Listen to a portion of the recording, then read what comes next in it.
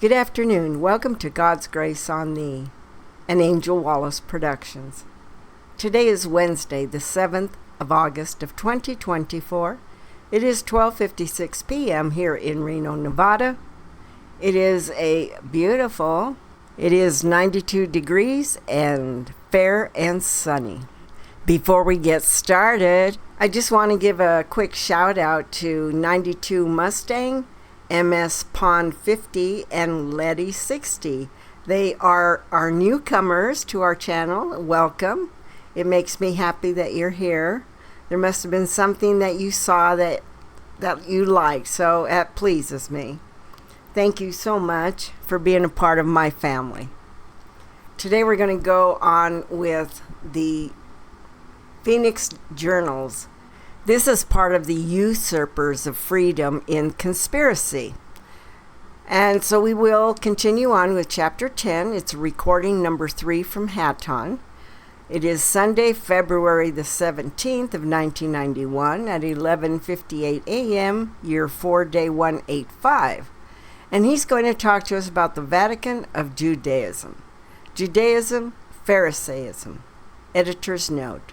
This is an excerpt from a letter to Dr. Goldstein, LLD, from Benjamin A. Friedman, October 10th, 1954, taken from Hatton's writing in Journal number 25.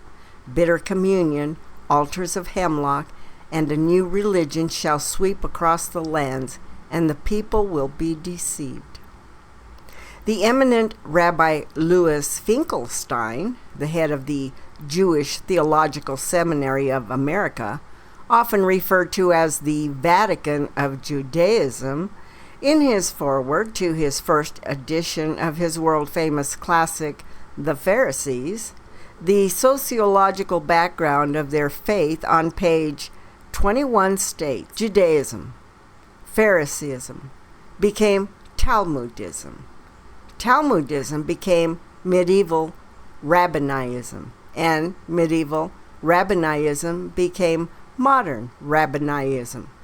But throughout these changes in name, the spirit of the ancient Pharisees survives, unaltered, from Palestine to Babylonia, from Babylonia to North Africa, Italy, Spain, France, and Germany, from these to Poland, Russia, and Eastern Europe generally. Ancient Pharisaism has wandered, demonstrates the enduring importance which attaches to Pharisaism as a religious movement. The celebrated Rabbi Louis Finkelstein, in his great classic quoted from above, traces the origin of the form of religious worship practiced today under the present name Judaism, to its origin as Pharisaism in Judea in the time of Jesus. Rabbi Louis Finkelstein confirms what the eminent Rabbi Adolf Moses stated in his great classic Yahvism and Other Discourses, in collaboration with the celebrated Rabbi H.G. Enelo, published in 1903 by the Louisville section of the Council of Jewish Women, in which Rabbi Adolf Moses on page 1 states, "Among the innumerable misfortunes which have befallen, the most fatal in its consequences is the name Judaism. Worse still, the Jews themselves, who have gradually come to call their religion Judaism, yet neither in biblical nor post-biblical, neither in Talmudic, nor in much later times is the term Judaism ever heard. The Bible speaks of the religion as Torah Yahweh, the instruction, or the moral law revealed by Yahweh. In other places as Yirath, Yahweh, the fear and reverence of Yahweh. Now these and other appellations continued for many ages to stand for the religion. To distinguish it from Christianity and Islam, the Jewish philosophers sometimes designated as the faith or belief of the Jews. It was Flavius Josephus, writing for the instruction of Greeks and Romans, who coined the term Judaism in order to pit it against Hellenism, By Hellenism was understood the civilization comprising language, poetry, religion, art, science, manners, customs, institutions, which had spread from Greece, its original home, over vast regions of Europe, Asia, and Africa. Now the Christians eagerly seized upon the name. The Jews themselves, who intensely detested the traitor Josephus, refrained from reading his works. Hence the term Judaism coined by Josephus remained absolutely unknown to them. It was only in comparatively recent times, after the Jews became familiar with modern Christian literature, that they began to name their religion Judaism. This statement by the world's two leading authorities on this subject clearly establishes beyond any question or any doubt that so-called Judaism was not the name of any form of religious worship practiced in Judea in the time of Jesus. The Flavius Josephus referred to in the above quotation lived in the 1st century. It was he who coined the word Judaism in the 1st century explicitly for the purpose recited clearly above. But religious worship known and practiced today under the name Judaism by so-called or self-styled Jews throughout the world was known and practiced in Judea in the time of Jesus under the name Pharisaism, according to Rabbi Louis Finkelstein, who is head of the Jewish Theological Seminary of America and all the other most competent and qualified recognized authorities on the subject. So the form of religious worship known as Pharisaism in Judea in the time of Jesus was a religious practice based exclusively upon the Talmud. The Talmud in the time of Jesus was the Magna Carta, the Declaration of Independence, the Constitution, and the Bill of Rights, all rolled into one, of those who practiced Pharisaism. The Talmud today occupies the same relative position with respect to those who profess Judaism. The Talmud today virtually exercises totalitarian dictatorship over the lives of so-called or self-styled Jews, whether they are aware of that fact or not. Now, their spiritual leaders make no attempt to conceal the control they exercise over the lives of the so-called or the self-styled Jews. They extend their authority far beyond the legitimate limits of spiritual matters. Their authority has no equal outside religion. Now, the role the Talmud plays in Judaism as it is practiced today is officially stated by the eminent Rabbi Morris N. Kurtzer.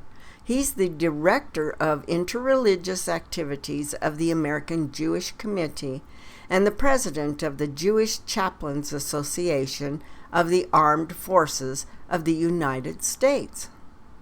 In his present capacity as official spokesman for the American Jewish Committee, the self-styled Vatican of Judaism, Rabbi Morris N. Kurtzer wrote a most revealing and comprehensive article with the title, "What is a Jew?" which was published as a feature article in Look magazine in the June 17, 1952 issue. And in that article, Rabbi Morris N. Kurtzer evaluated the significance of the Talmud to Judaism today. And in that illuminating treatise on that important subject by the most qualified authority at that time, Rabbi Morris N. Kurtzer stated, "The Talmud consists of 63 books of legal, ethical, and historical writings of the ancient rabbis. It is a compendium of law and lore. It is the legal code, which forms the basis of Jewish religious law, and it is the textbook used in the training of rabbis." In parentheses, Hatton, please obtain a copy of Rape of Justice by Eustace Mullins, which can, I believe, be obtained through American West, to see just how far the judicial system is entangled and practices law by the rules of the Talmud. Now, in view of this official evaluation of the importance of the Talmud in the practice of Judaism today by the highest body of so-called or self-styled Jews in the world, it is very necessary at this time, my dear Dr. Goldenstein, to inquire a little further into the subject of the Talmud. In his lifetime, the eminent Michael Rodkinson, the assumed name of the so-called or self-styled Jew, who was one of the world's great authorities on the Talmud, wrote History of the Talmud. Now, this great classic on the subject was written by Michael Rodkinson in the collaboration with the celebrated Rabbi Isaac M. Weiss. And in his History of the Talmud, Michael Rodkinson on page 70 states, "Is the literature that Jesus was familiar with in his early years yet in existence in the world? Is it possible for us to get at it? Can we ourselves review the ideas, the statements, the modes of reasoning and thinking on moral and religious subjects, which were current in his time, and must have been revolved by him during those 30 silent years when he was pondering his future mission?" To such inquiries the learned class of Jewish rabbis answer by holding up the Talmud. Here, say they, is the source from whence Jesus of Nazareth drew the teachings which enable him to revolutionize the world. And the question becomes, therefore, an interesting one. To every Christian, what is the Talmud? The Talmud, then, is the written form of that which in the time of Jesus was called the traditions of the elders, and to which he makes frequent allusions. What sort of book is it? Stimulated by that invitation, every Christian worth of the name should immediately take the trouble to seek the answer to that interesting question. To every Christian. My dear Dr. Goldenstein, your articles do not indicate whether you have taken the time and the trouble to personally investigate what sort of book the Talmud is, either before or after your conversion to Catholicism. Have you ever done so? If you have done so, what is the conclusion you have reached regarding what sort of book the Talmud is? And what is your personal, unbiased, and unprejudiced opinion of the Talmud? Is it consistent with your present views as a devout Roman Catholic and a tried and true Christian? And can you spare a few moments to drop me a few lines on your present views? In case you have never had the opportunity to investigate the contents of the 63 books of the Talmud, so well summarized by Rabbi Morris N. Kurtzer, in his illuminating article, What is a Jew?, previously quoted, may I here impose upon your precious time and quote a few passages for you until you find the time to conveniently investigate the Talmud's contents personally. And if I can be of any assistance to you in doing so, please do not hesitate to let me know in what manner you can use my help. From the birth of Jesus until this day, there have never been recorded more vicious and vile, libelous blasphemies of Jesus, of Christians, and the Christian faith by anyone, anywhere, or any time than you will ever find between the covers of the infamous 63 books, which are the legal code which forms the basis of Jewish religious law, as well as the textbook used in the training of rabbis. Now, the explicit and implicit irreligious character and implications of the contents of the Talmud will open your eyes as they have never been opened before. The Talmud reviles Jesus, Christians, and the Christian faith as the priceless spiritual and cultural heritage of Christians has never been reviled before or since the Talmud was completed in the 5th century. And you will have to excuse the foul, obscene, indecent, lewd, and vile language you will see here as verbatim quotations from the official, unabridged translation of the Talmud into English. Be prepared for a surprise. In the year 1935, the international hierarchy of so-called or self-styled Jews, for the first time in history, published an official, unabridged translation of the complete Talmud in the English language, with complete footnotes. Now, what possessed them to make this translation in English is one of the unsolved mysteries. It was probably done because so many so-called or self-styled Jews of the younger generation were unable to read the Talmud in the many ancient languages in which the original 63 books of the Talmud were first composed by their authors, in many lands between 200 BC and 500 AD. The international hierarchy of the so-called or self-styled Jews selected the most learned scholars to make this official translation of the Talmud into English. Now, these famous scholars also prepared official footnotes explaining the passages of the Talmud where they were required.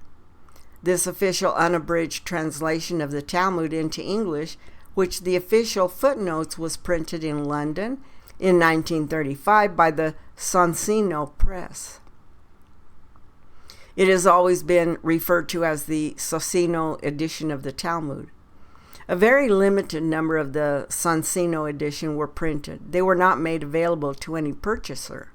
The Socino edition of the Talmud is to be found in the Library of Congress and the New York Public Library.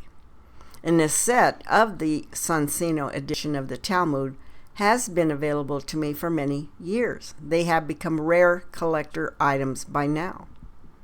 In parenthesis, Hatton, do you also see that it is up to you, the people, as to whether or not these journals end up removed from the hands of the world population and fall among the rare publications accidentally missed in the mass destruction of the information?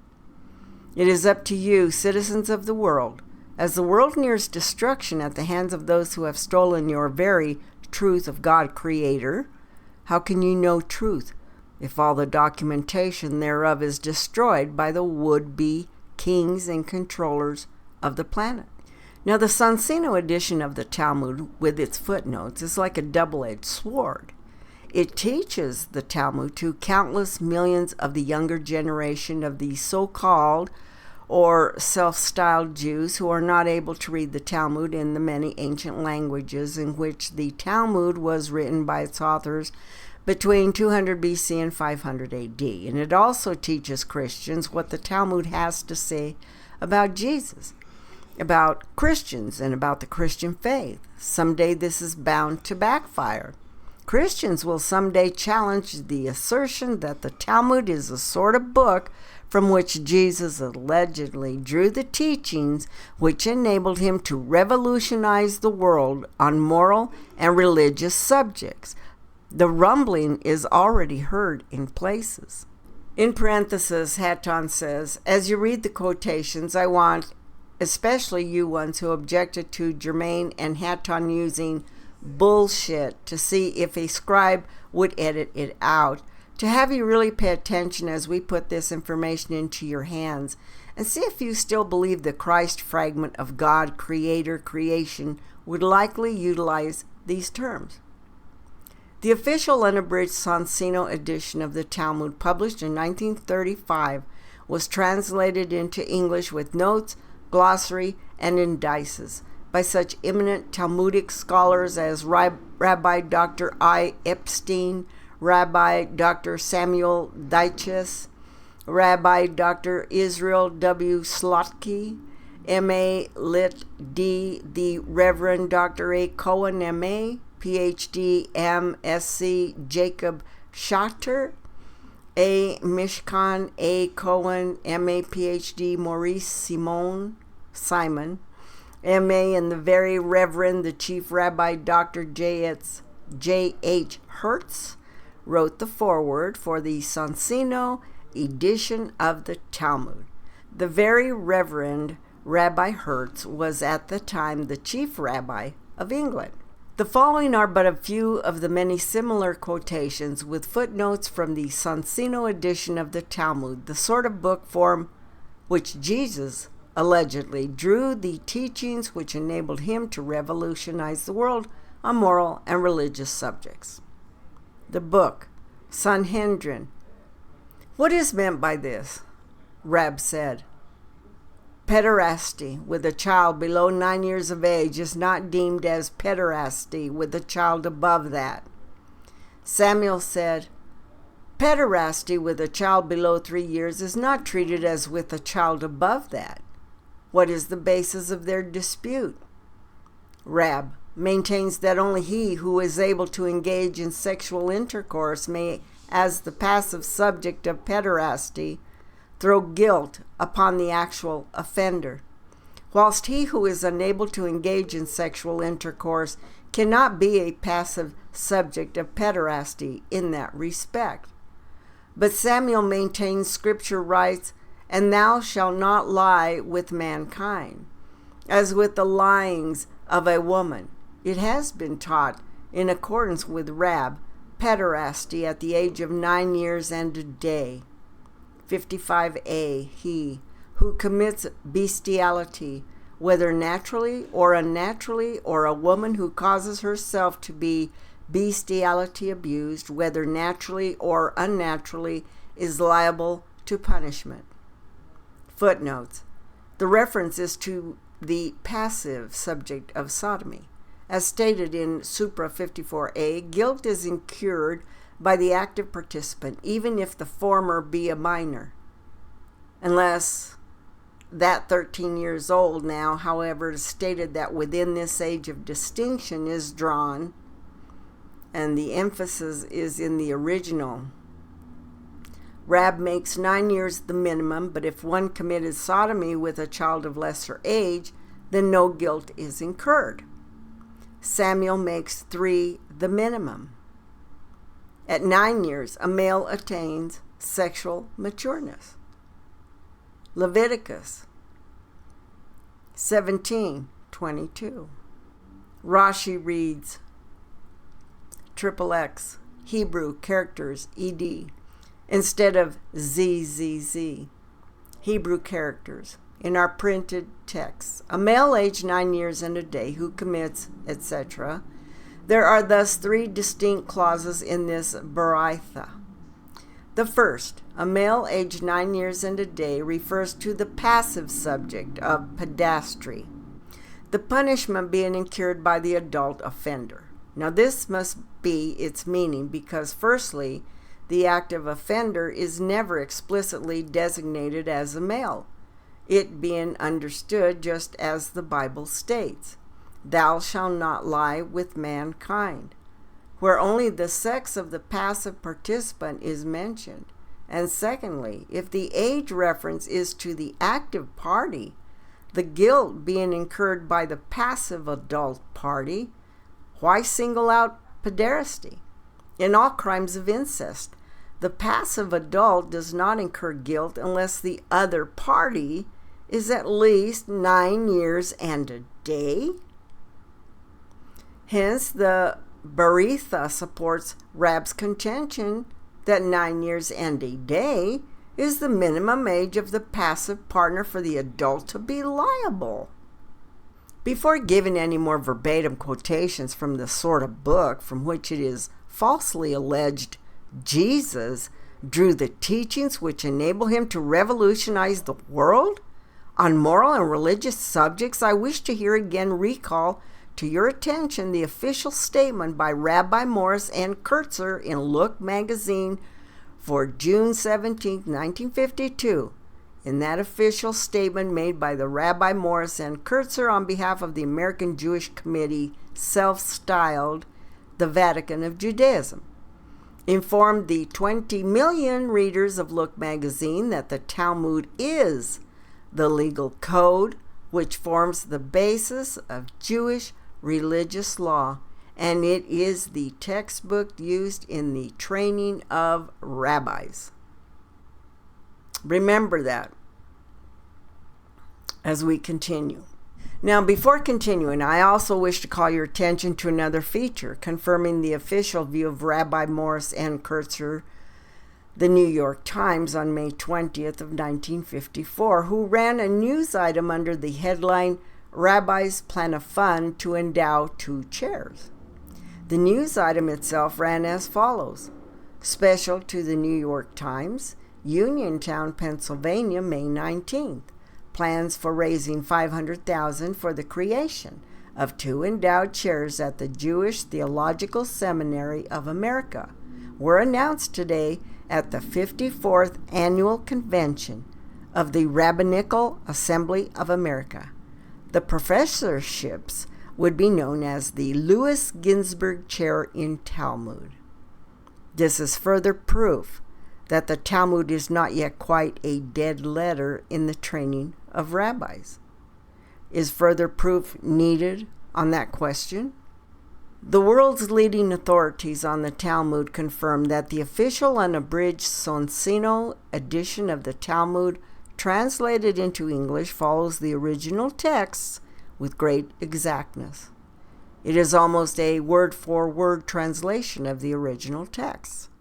In his famous classic, The History of the Talmud, Michael Rodkinson, the leading authority on the Talmud, in collaboration with the celebrated Reverend Dr. Isaac Wise, states, "With the conclusion of the first volume of this work at the beginning of the 20th century, we would invite the reader to take a glance over the past of Talmud, in which he will see that not only was the Talmud not destroyed, but was so saved that not a single letter of it missing, and now flourishing to such a degree as cannot be found in its past history." The Talmud is one of the wonders of the world, and during the 20 centuries of its existence, it survived in its entirety, and not only has the power of its foes failed to destroy even a single line, but it has not even been able materially to weaken its influence for any length of time. It still dominates the minds of a whole people who venerate its contents as divine truth. The colleges for the study of the Talmud are increasing almost in every place where Israel dwells, especially in this country where millions are gathered for the funds of the 2 colleges, the Hebrew Union College of Cincinnati and the Jewish Theological Seminary of America in New York, in which the chief study is the Talmud. There are also in our city houses of learning Jeshibath for the study of the Talmud in the Lower East Side, where many young men are studying the Talmud every day. Dharma, there is something wrong with your computer keyboard. Write no more until it is checked and cleared. We will take a respite while this is taken care of, please. I'm going to stop there. We will continue on with chapter 11. Continue with understanding this book of Talmud and its laws that it set forth. It's been interesting. So this gives us an opportunity to understand their religious understanding of what is and what is not allowed with sex. And they tend to impose it upon the children at a very, very, very early age. And have no qualms with that. They don't discriminate against that. They actually approve it. That's what's so sick. Okay, folks. Thank you for being here. I appreciate your comments that you leave me. And thank you for sharing the videos. The more we get the word out, the more people wake up. It's good to know what's going on around us and to have a better understanding of of other religions so that we know where we stand. I mean, in our heart we know, but it's in order to understand the hate, the division, the insanity that goes on in the Middle East. It's good to understand and know why and who they are worshiping, because their laws do not agree with my laws. My God is only about love. Their God tends to be about sex. That's all it is. Okay, folks. Share your smile and give someone you love a hug. Life is too short. Do something really kind for somebody that you don't even know but may need your help. Everybody needs a hand up, a helping hand, okay? Okay, folks, I love you. Today's hump day. Can't believe it already. My goodness, the weekend's coming up. I can hardly wait for hot August night so I can get out there and take some video footage of what's going on, and I can bring it back to you folks. Okay, love you, see you, bye.